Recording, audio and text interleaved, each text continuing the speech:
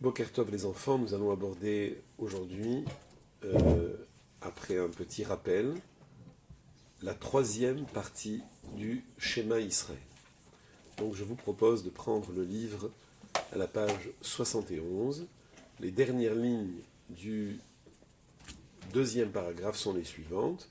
Les maran yirbu yemechem vime venechem al ha'adama asher nishba Adonai la'avotechem natet lahem kime hashamayim al haaretz. Vous avez remarqué qu'il y a une phrase en français qui nous dit bien prononcer le haïn. Je vais expliquer pourquoi. Les garçons du CM2 le savent probablement, puisque ça a déjà été vu dans la Mishnah, mais je vais le dire pour l'ensemble des enfants. En fait, en hébreu, dans le Lachon HaKodesh, il y a des lettres qui se ressemblent un petit peu dans leur prononciation et parfois peuvent créer des confusions. Par exemple, si je dis Nishba, tout court, ça pourrait être confondu avec un mot qui n'a rien à voir avec ce que veut nous dire le texte. Alors que si je dis Nishba, pas trop fort non plus, parce que sinon ça va faire Nishbar, donc c'est pas bien, mais Nishba, c'est-à-dire qu'il y a un son qui sort de ma bouche qui montre bien que c'est la lettre Aïn, eh bien, le mot va être dit d'une manière juste. C'est un petit peu comme si, je vais essayer de vous trouver un exemple dans la langue française, vous dites la table, puis quelqu'un qui aurait un petit défaut dit la sable, ça n'a rien à voir. La table, c'est une table, et la sable, c'est du sable. Donc quel rapport entre le sable et la table? Rien à voir, c'est n'importe quoi. Mais, évidemment, là, je parle de quelqu'un qui a un petit souci comme ça, qui ne prononce pas très bien. Mais il faut faire attention. Les mots ont une importance capitale, et de bien les prononcer, eh ben, il faut apprendre à le faire. Alors si on n'a pas pris l'habitude depuis tout petit, eh ben, il faut bien sûr essayer de s'entraîner, et de bien dire les mots du schéma, les mots de la Tfila en général, mais surtout le schéma Israël et la Hamida, qui sont évidemment des textes tellement importants, on doit faire très attention de bien prononcer, et aussi de ne pas faire des liaisons comme en français. En français, il y a ce qu'on appelle la liaison entre la dernière lettre d'un mot et la première lettre du mot qui suit. Ça s'appelle une liaison. Eh bien, en hébreu, en ivrite, on ne peut pas faire de liaison. Il faut prononcer la dernière lettre et la première lettre, même si c'est la même. D'accord? Par exemple, Ral Levavchem. J'ai bien dit le mot Ral et j'ai pas dit Alevavchem. Pourquoi? Ça fait comme s'il y avait qu'un seul lamed. Ça va pas. Ral Levavchem. D'accord? Voilà. Et donc ça, c'est important de faire attention, de prononcer tous les mots correctement. Bien. Alors vous vous souvenez qu'effectivement ces trois phrases, ces lignes en tout cas dans le deuxième paragraphe du schéma, c'est la promesse d'Hachem. Hachem a promis. Qu'est-ce que ça veut dire que Hachem a promis? Mais il suffit que Hachem il dise « je ferai » et puis ça suffit. C'est pas comme des êtres humains. Un être humain, il est obligé de dire « je te jure que je ferai ça ». Je te promets, je le jure, oui, je le ferai. Non. Bon, c'est un être humain, parce que on peut ne pas se faire confiance, malheureusement. On dit, ouais, tu dis que tu vas le faire, mais en fait, c'est pas vrai. Non, je te le jure, je te promets, je te le... voilà, on veut montrer par ça qu'on va tenir ce que l'on va dire. Mais Hachem, il n'a pas besoin de jurer. Hachem n'a pas besoin de dire, je te fais la promesse. Hachem, il suffit qu'il dise « je ferai » et puis ça suffit. Pourquoi Nishba? Parce qu'en vérité, je vais vous expliquer. Il y a toutes les raisons parfois pour que malheureusement Hachem soit vraiment en colère par rapport à son peuple. Il nous donne un trésor merveilleux et nous, au lieu de l'utiliser comme il faut, on en fait n'importe quoi. Je vais vous dire, c'est comme si Chas Shalom, ne prenez pas... ce que je dis, c'est juste un exemple, mais voilà, mais un exemple qui va quand même vous on va dire, j'espère vous faire réfléchir. Imaginez, je vois un enfant qui rentre dans la synagogue. Bon, jusque-là, tout va bien. Et il prend un gros chumash de Torah. Jusque-là, tout va encore très bien. Et je le vois sortir avec ce chumash. Ah, je dis, oh là là, magnifique. Et je le vois rentrer dans sa classe, toujours avec le chumash. Je dis, waouh, génial. Et après, qu'est-ce que je vois? Il pose le chumash sur la table. Je dis, waouh, super. Il va l'étudier. Qu'est-ce qu'il fait? Il pose sa tête dessus, il en fait un oreiller. Je dis, mon Dieu. Quoi? Il est allé dans la synagogue. Il est allé prendre un trésor. Il est allé prendre le chumash, au lieu de l'ouvrir et d'étudier dedans, il le met comme un oreiller pour dormir. Et moi, je vais le voir, je dis, bon, qu'est-ce qui s'est passé? Il dit, non, comme le chumash, il est bien épais, alors c'est un bon oreiller pour dormir. Après, je le remettrai à la synagogue. Je lui dis, mais tu n'as pas honte? C'est ça ce que tu fais d'un trésor? Mais le chumash, il n'est pas fait pour qu'on dorme dessus. Le chumash, il est fait pour qu'on l'ouvre, qu'on l'étudie, qu'on le traduise, qu'on le commande, qu'on l'explique, qu'on met en pratique tout ce qu'il y a dedans. Alors quand Hachem y voit ça, c'est sûr qu'il est fâché, qu'il voit qu'on se sert de la Torah comme d'un oreiller. Ou alors qu'on le sort jamais de la bibliothèque, qui se remplit de poussière. Non, les livres de Torah, c'est pas fait pour ça. C'est fait pour qu'on applique ce qu'il y a dedans. La même chose pour un livre de prière. Un livre de prière, c'est fait pour qu'on prie. Bon. Et donc les enfants, quand Hachem voit que malheureusement tout ça on ne le fait pas, et que on fait des bêtises, il pourrait dire c'est fini, je ne les ferai plus jamais revenir sur la terre d'Israël. Eh ben non, parce que Hachem dit oui, mais d'un autre côté j'ai dit Asher Nishba, Hachem lavotechem la tête lahem. Eh oui, Hachem a promis à Abraham, Yitzhak et Yaakov, et il leur a dit la terre d'Israël, c'est pour vous pour toujours. Mais, malheureusement, parfois, on devra la quitter. Pas pour toujours, pour y revenir. Peut-être pas nous-mêmes, nos enfants, nos ancêtres, malheureusement, pendant 2000 ans, ils n'ont pas pu revenir en Eretz Israël. Mais la terre, elle appartiendra toujours au peuple d'Israël. Toujours. Comme le ciel et la terre sont éternels. La terre d'Israël, elle sera éternellement pour le peuple d'Israël. Mais, attention, pour pouvoir mériter d'être là-bas tout le temps, d'y vivre tout le temps, et alors, il faut y appliquer ce que Hachem attend de nous. C'est normal. C'est vrai, c'est un cadeau. Un cadeau, c'est pas juste fait pour qu'on l'enferme dans une armoire.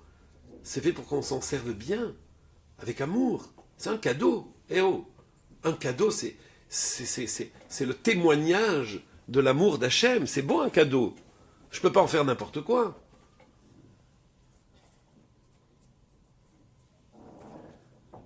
Nous allons aborder, pendant quelques instants, le début du 3e paragraphe. Lisons et traduisons. Vayomer Hachem El Moshe les morts. Vous retrouvez souvent cette phrase dans la Torah, dans les psukim. Quand vous étudiez le chumash en classe avec le moré ou la mora, souvent il y a cette phrase qui revient. Vayomer Hachem El Moshe les morts. Vayomer Hachem. Aidez-moi. Hachem dit, très bien, El Moshe, à Moshe, les morts, en ces termes. Ça veut dire, oui, parce que c'est une répétition, que ça veut dire, Hachem dit en disant, ben oui, non. Le mot les morts ici, il a toujours une signification. Les morts, ça veut dire que vraiment, les mots ont été dits de la manière suivante. Pas changés, pas transformés. C'est pas, va yomer Hachem el Moshe, et puis Moshe, il a transformé deux, trois choses, voilà. Non. Les mêmes mots que Hachem a employés, Moshe va les dire au peuple d'Israël. Les mêmes, la même lettre, les mêmes lettres. Tout ce qu'a dit Hachem, fidèlement.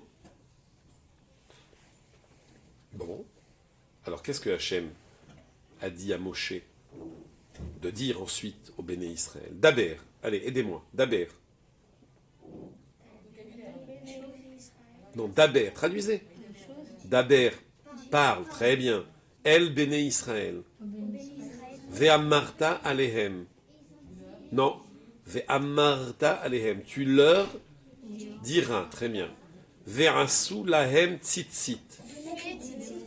Non, ils feront. Ve'asu lahem. Ils se feront pour eux, très bien, des tzitzit.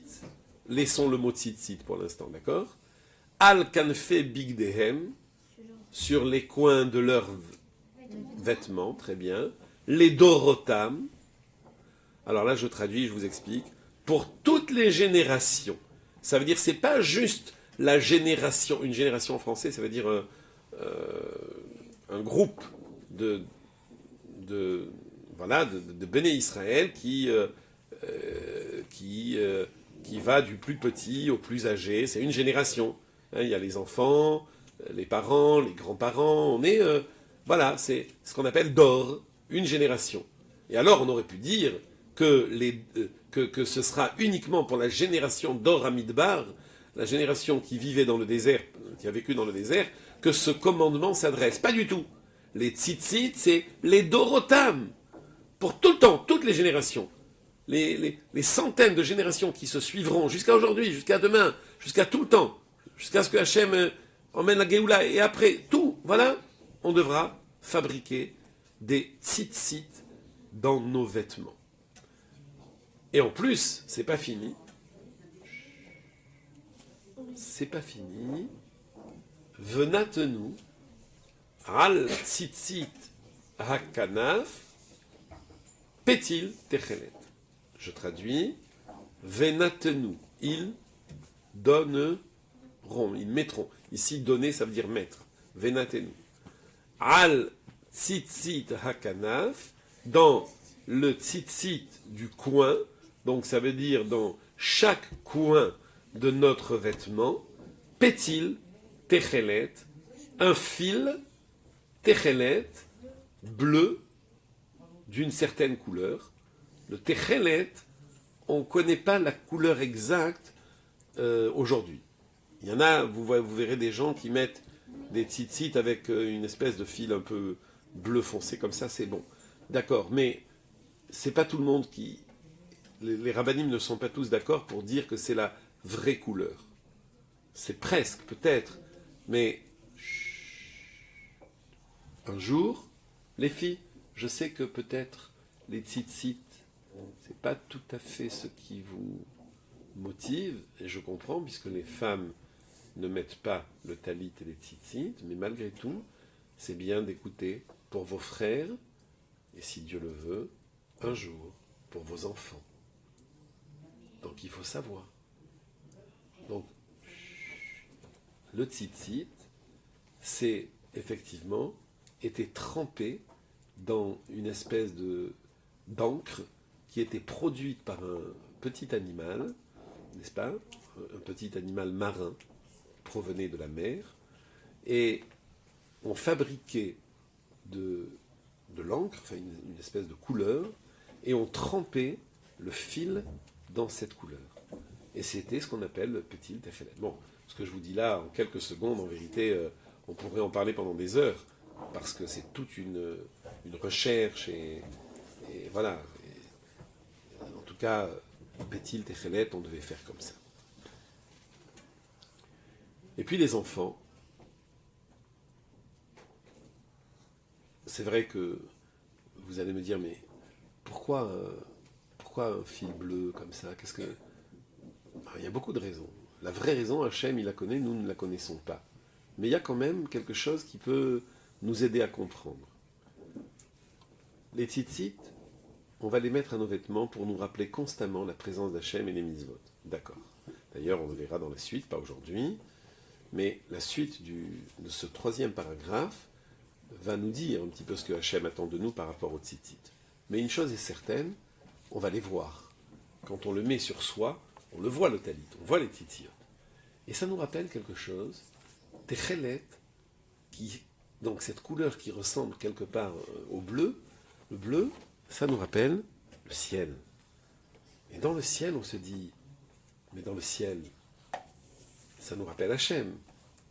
Et Hachem, on sait que encore une fois, c'est juste comme ça, pour vous expliquer, mais il ne faut pas imaginer une chaise, mais imaginez malgré tout un trône merveilleux. Mais un trône pas fait de bois ou de choses comme nous on a l'habitude.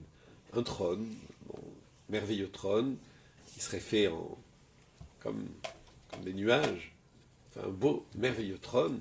Et puis comme ça, ça nous rappelle la présence d'Hachem. Alors quand on dit Hachem est assis sur son trône, ça ne veut pas dire que Hachem, il est comme un roi assis sur son trône. Non. Hachem, c'est pour nous donner une idée que Hachem règne dans le monde.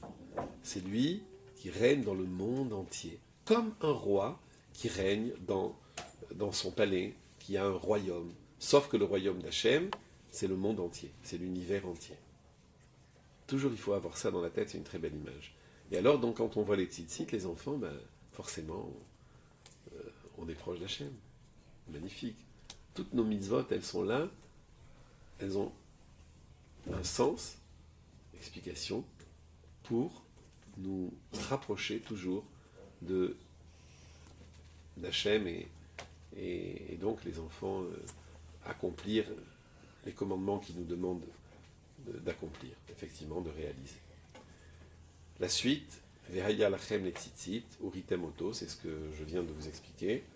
Donc vous verrez les tzitzit, et vous vous souviendrez, être comme mitzvot Hashem, de tous les commandements de Dieu, va incitem otam, et vous les accomplirez. Évidemment, vous voyez, tout est traduit dans ce paragraphe. Donc en résumé, on pourra dire que le troisième paragraphe, il commence avec une mitzvah qui s'appelle la mitzvah des tzitzit. Après, on verra qu'il y a encore autre chose dedans dans ce paragraphe. Et ça, Bezrat Hashem, ce sera pour une prochaine fois. Voilà les enfants, retenez bien tout ce qu'on a dit et on essaiera de faire un petit résumé.